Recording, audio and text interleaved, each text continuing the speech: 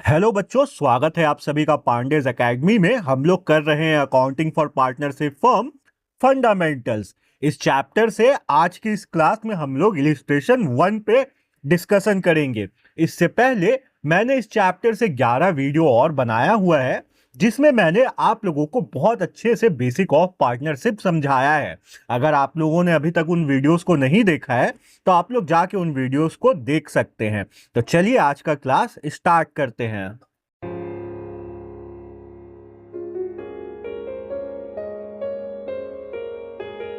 बच्चों, इलिस्ट्रेशन 1 में हम लोगों को यहां से यहां तक एक इंफॉर्मेशन दिया है। इस इंफॉर्मेशन को रीड करके हम लोगों को इसके बाद जो 6 क्वेश्चंस दिया है उनको आंसर करना है। तो देखिए, इंफॉर्मेशन में हमें बोलता है अनीसा, बिपाशा एंड मिट्ठी एंटर्ड इनटू पार्टनरशिप ऑन 1 अप्रैल 2024। अनीसा, बिपाशा और मिट्ठी जो है वो पार्टनरशिप में एंटर करते हैं 1 अप्रैल 2024 को, with capital of ₹4 lakh, ₹3 lakh and ₹2 lakh respectively. Anisa जो है वो 4 लाख रुपए कैपिटल में लगाती है, बिपाशा 3 लाख रुपए एज अ कैपिटल लगाती है और मिट्टी जो है वो 2 लाख रुपए एज अ कैपिटल लगाती है। In addition to capital, मिट्टी has advance a loan of ₹1,50,000। अब कैपिटल को छोड़ के मिट्टी जो है वो फर्म को लोन देती है 1.5 लाख रुपया का।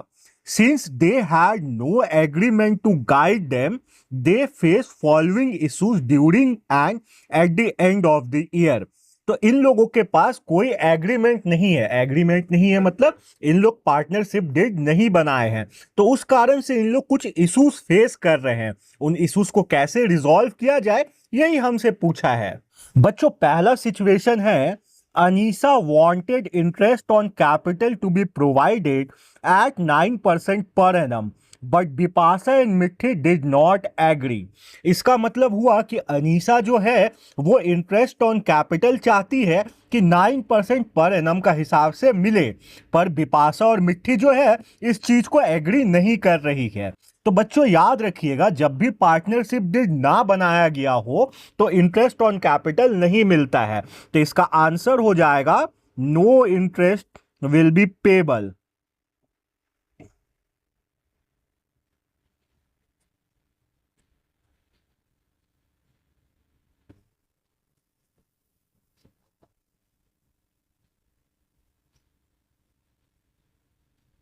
दूसरा प्रॉब्लम अराइज होता है बच्चों, Mitti wanted that interest on loan to be paid to her at 10% per annum, but Anisa and Bipasha wanted to pay 5% per annum.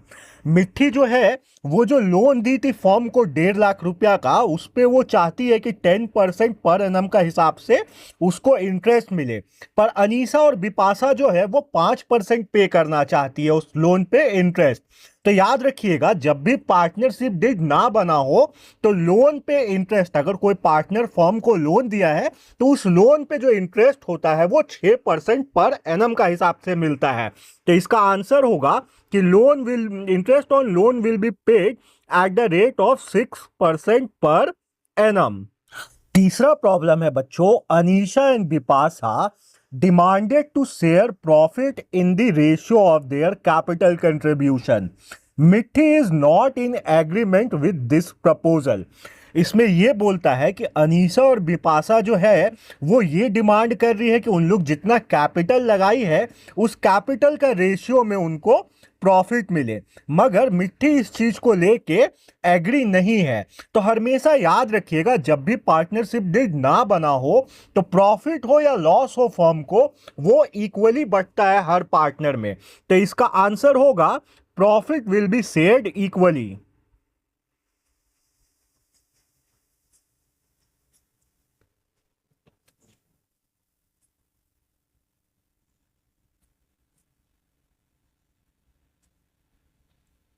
चौथा पॉइंट है बच्चों, Bipasha being working partner demands a payment of ₹10,000 per month, PM है मतलब per month, as remuneration for which other partners are not in agreement. क्या बोलता है कि बिपाशा एक वर्किंग पार्टनर है और वो डिमांड करती है 10,000 रुपया प्रति मंथ रेमुनरेशन का, जिसके लिए और कोई पार्टनर्स एग्री नहीं करते हैं।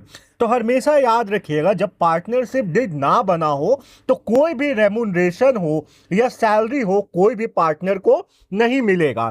तो इसका आंसर होगा नो रेमुनरेशन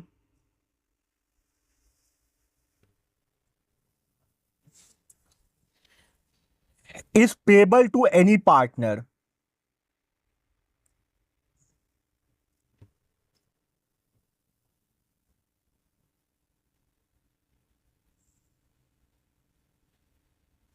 पांचवा प्रॉब्लम है बच्चों, Anisa withdraw ₹1,00,000 from the firm for her personal use. Anisa जो है वो फर्म से 1,00,000 रुपया निकालती है अपना पर्सनल यूज के लिए, मतलब ड्राइंग्स करती है। Bipasa and Mithi demands that interest on drawings be charged from her at the rate 6% per annum। और बिपाशा और मिट्टी जो है ये डिमांड करती है कि जो ड्राइंग्स अनीसा की है उसका ऊपर इंटरेस्ट चार्ज किया जाए 6% प्रति एनम के हिसाब से। तो हमेशा याद रखिएगा बच्चों, जब भी पार्टनरशिप डीड ना बना हो तो इंटरेस्ट ऑन ड्राइंग्स चार्ज नहीं होता है। तो इसका आंसर होगा no interest on drawings will be charged।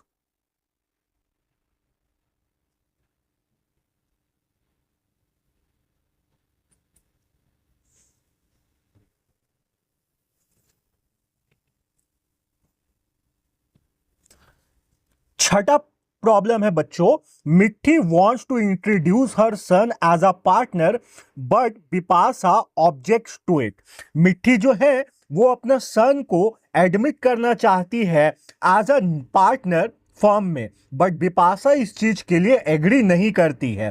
तो जब भी पार्टनरशिप डीड ना बना हो तो हर एक पार्टनर का एग्री करना किसी नया पार्टनर का एडमिशन के लिए इंपॉर्टेंट होता है। अगर कोई भी पार्टनर उस चीज को लेके एग्री नहीं है, न्यू पार्टनर का एडमिशन को लेके, तो कोई भी नया पार्टनर एडमिट नहीं हो सकता है। तो इसका आंसर होगा मिट्टी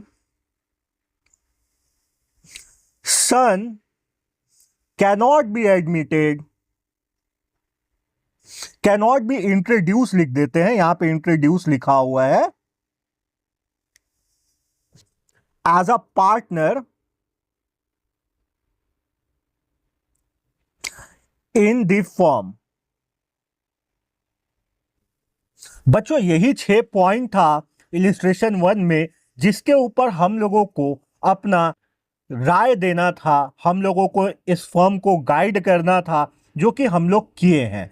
उम्मीद है आप लोगों को ये वीडियो अच्छा लगा होगा।